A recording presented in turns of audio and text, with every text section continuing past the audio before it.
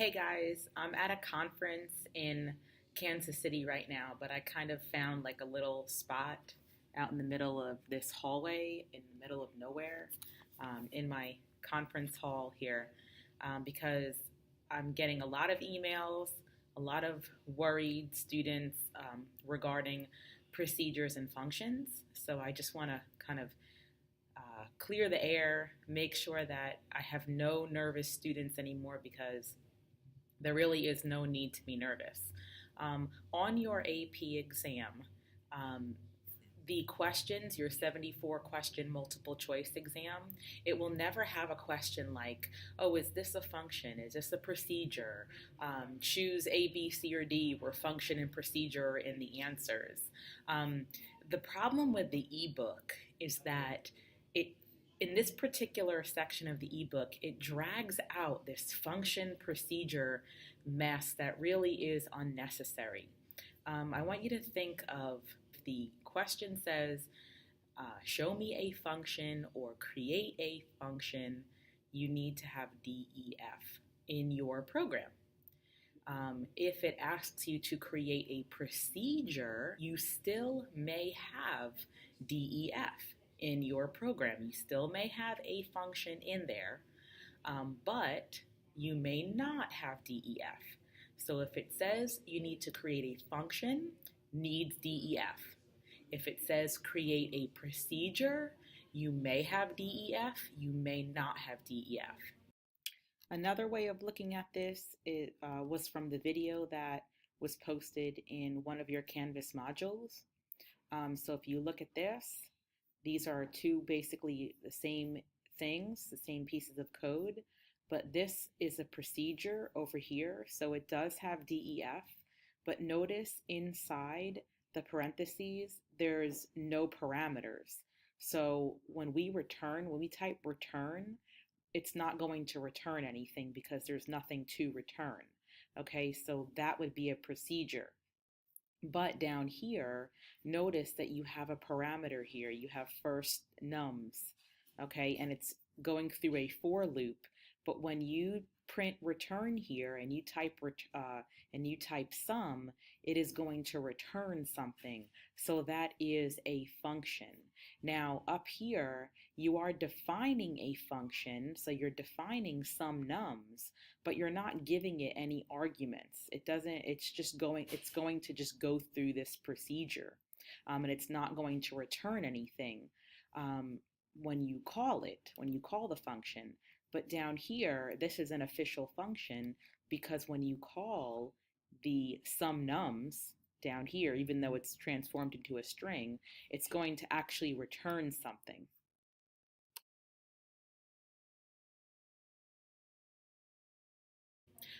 For your AP exam, as long as you have purchased what I recommended in the beginning of the year, which is the Crash Course AP Computer Science Principles book, and study that, you will be fine. In addition to that, closer to the AP exam, I will be giving out a code to get onto Code HS, which will give you numerous practice exam examples, and then along with your NCVPS practice exam for your AP Computer Science Principles exam, you will be A-OK in that department. For the other tasks for the AP exam, your Explore and your Create task, the way I teach those tasks, you will rock them out.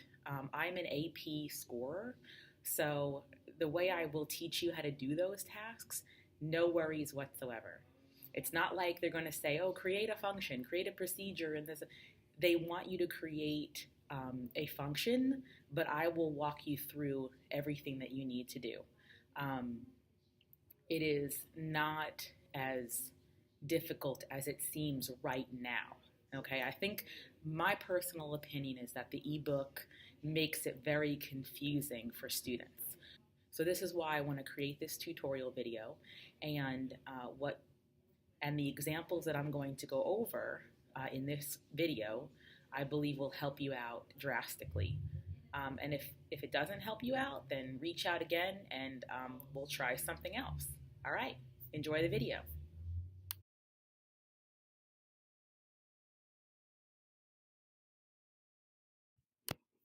Okay, I'm gonna try and do this as best as I possibly can because, like I said before, I'm in a hallway and people are talking and walking around and laughing and all that. So let's give it a go here. All right, so looking at this question, number 8, I forgot what chapter this is from, but let's just think about what the question is asking here. So they give you a for loop, but they want you to change the for loop to a while loop. For that, you have to first understand, well, what is a for loop and what is a while loop? In case you don't know, um, think about what we did last week with the for loops, where I had you do a turtle procedure to make a square, but then we looped it so that it turned into this cool art looking project. So you can imagine a for loop being something like this. Miss Reynolds is going to feed herself uh, 12 spoonfuls of cake. Okay, once I eat the 12th spoonful of cake, that's it. So 12 is the for loop, and that's it. So I'm not eating any more cake after that. A while loop would be as long as I'm maintaining a steady jog, keep feeding Miss Reynolds a spoonful of cake. So as long as I'm jogging and working off my cake, I can keep eating cake. Once I stop jogging, that's it. I get no more cake. That would be representative of a while loop. Okay, so looking at this problem here, let's run it. So when we run this, we get an answer of 55. Okay, what the computer is doing is if you take out your basic calculator and you go 1 plus 2, get that answer, then you have that answer plus 3, then that answer plus 4, then that answer plus 5, that answer plus 6, all the way up to plus 10, you get 55 because it's starting with the start number, which is what we have here. So here we set up our parameters and we're giving it the arguments 1 and 10. So we started with 1 and we're going to stop with 10 plus 1. Okay, so now we're going to change this into a while loop.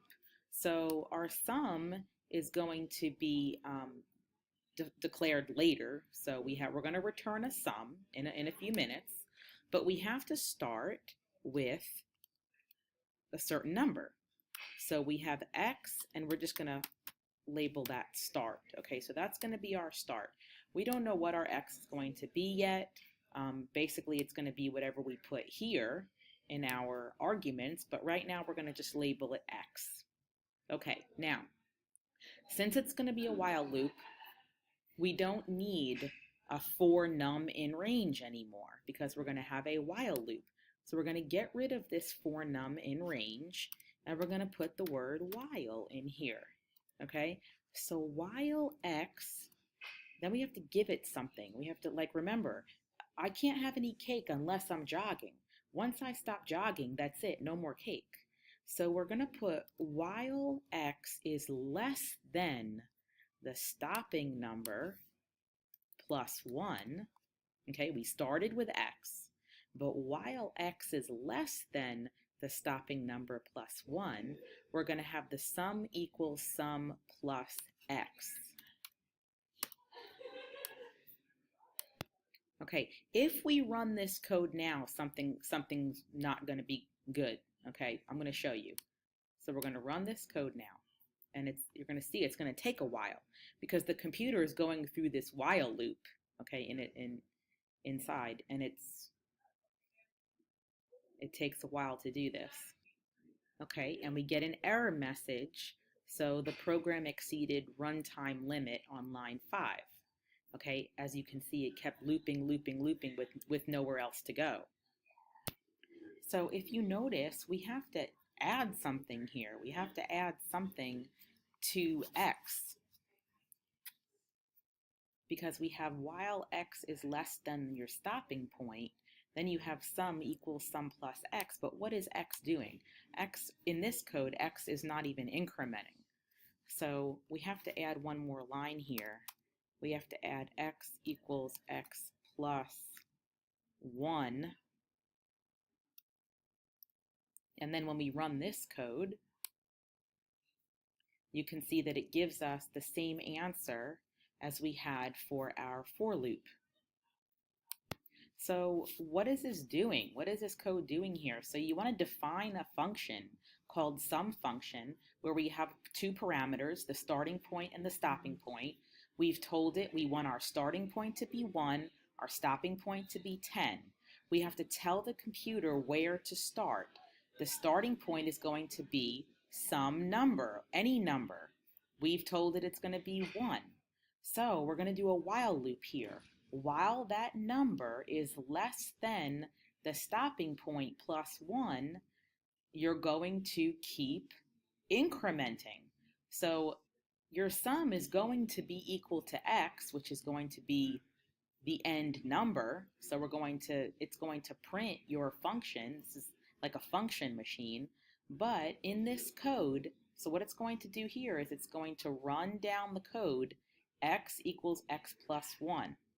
Keep going again.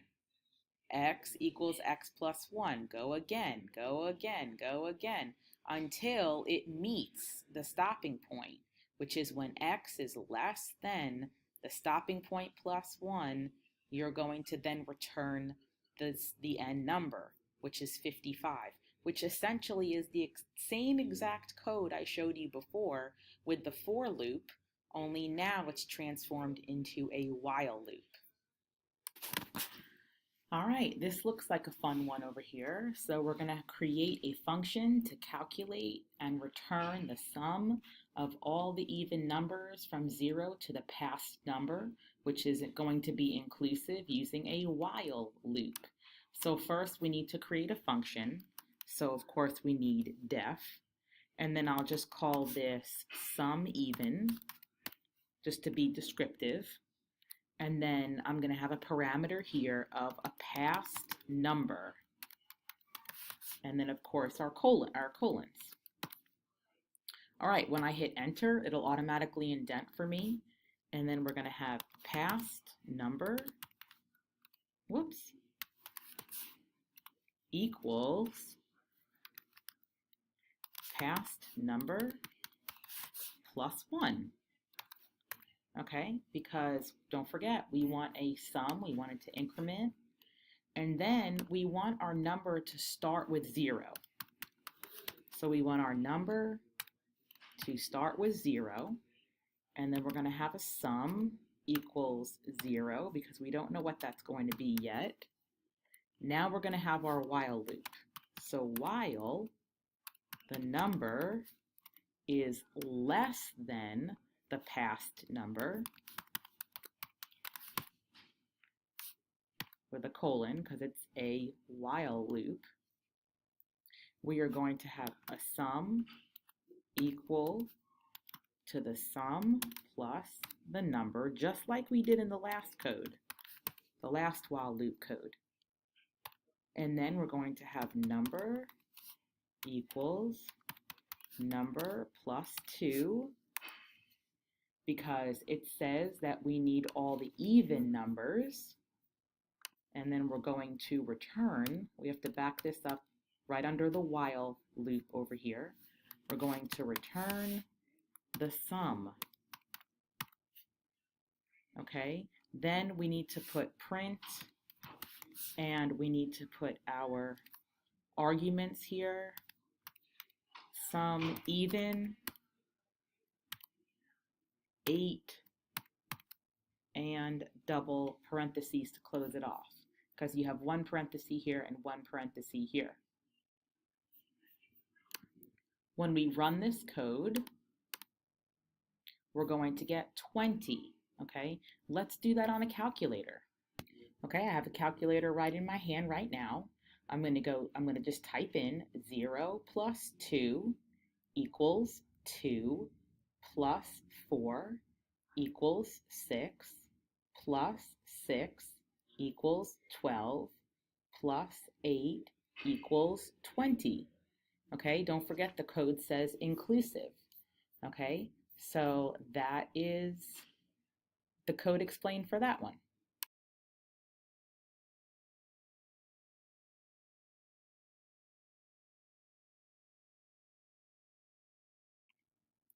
Okay, so let's go over number 18, chapter 8. It says write a procedure that takes a user input and keeps asking for a user input until the input is hello. If the input is not hello, it should print, this is your n wrong try, where n is the number of times they have put an input in. If they type hello, the procedure should print success. And the hint for this is going to be that exclamation mark equals means that it does not equal. So it's not equal to. So basically this should sound familiar to you. If you've ever typed in a password 3 times or more, the system might lock you out. This is basically the code that goes behind it. Also, it says write a procedure. So in this case, we're not going to have DEF, and it's not going to, and I know this is a hard concept to understand, and I'm still trying to think of a way to explain it easier to you, and I'm going to continue to try to explain it in an easier way. But just know that you will never have something like this on the AP exam, because the AP exam will not have all of this function procedure heavy material in it. But this code right here is going to work with user input. So what we're going to do is we are going to type message equals, guess what word I'm thinking of?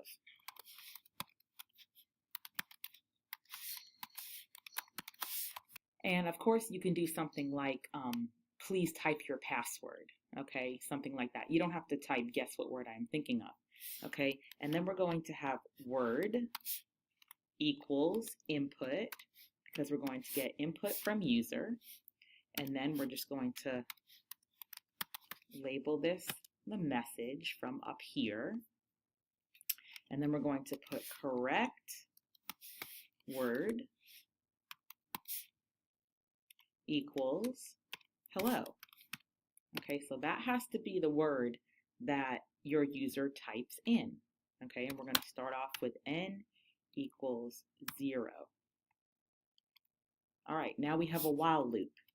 So while the word is not equal to the correct word, we're going to print word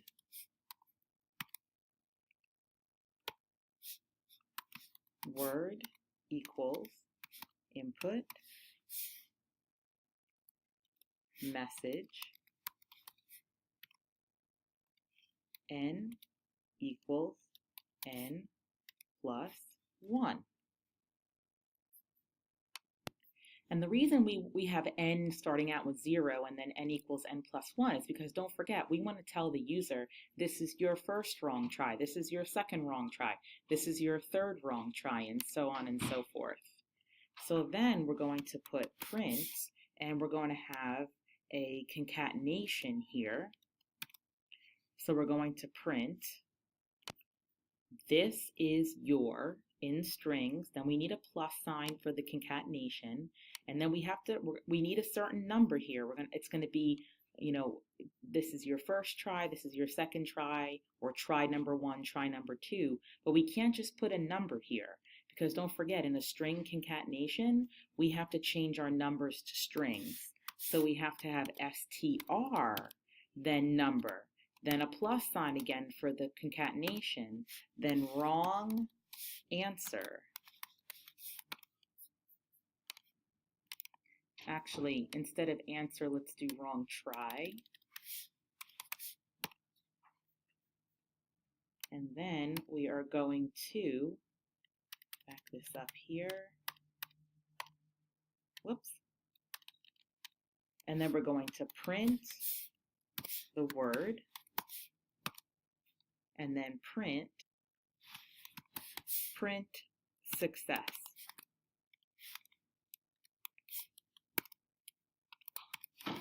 Okay.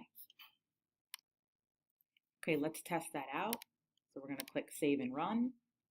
Oops. Okay, so I have an error on line 12, which means my error could either be on line 12 or in the line before it or anywhere before it, really. So I realized I forgot to put a closing parenthesis here. So when we save and run this code, if you can see up here, let me move my screen down a little bit. Whoops, I want to make sure you see this. Hold on one second. Okay, here we go. So the computer says, guess what word I am thinking of? I'm going to type in yo, and then click OK. And then it says, guess what word I am thinking of? And then I'm going to put hey. And then I'm going to click OK. Okay, and then it says, yo, this is your one wrong try. Okay, so let me save and run this again. Guess what word I'm thinking of? Hey. Okay, then I'm going to do what's up. Click OK. Then I'll finally put in hello. Okay, and then I'll put in happy. Okay, and now we have what's up? This is your 2 wrong try. Hello, this is your 3 wrong try. Because notice I put in hello with an exclamation mark. I'm still not putting in the correct word that they're asking me. Let's click Save and Run again. Now let's put in the correct word, hello, success. Okay, and you can keep playing around with this. Now, for those of you who are interested in proper English grammar, which is always a plus, you can always change this to something like this is something like try number, this is like wrong try number blank, something like that. And then we can get rid of this. Okay, and so let's see if that works. So, yo, okay, hey, okay, and then hello, okay, and then this is wrong try number 1, this is wrong try number 2, and then hello is success. So basically you can play around with it and see what you can figure out.